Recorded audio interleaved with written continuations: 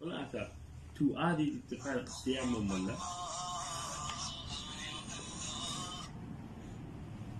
والله اي فدار برس نجي خاف ما بكوشت يمثل فلان ناديتر لكن ملكي ديتر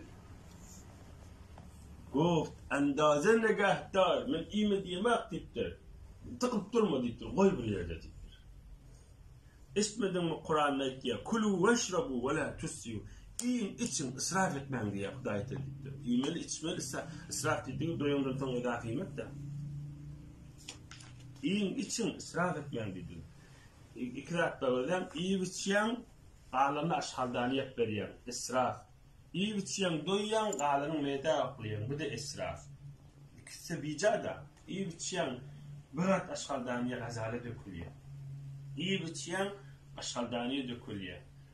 İyi biçen doyuyan meyda dökülüyor. İkisi israfta aşmak. Allah Teala iyi için israf etmiyor.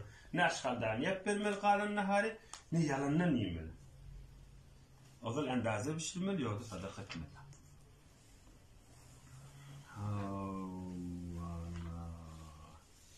yine mi diyen okuyun içsuasın?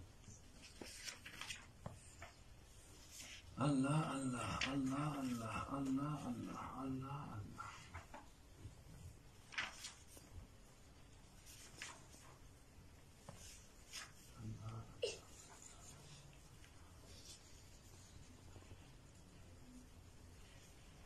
260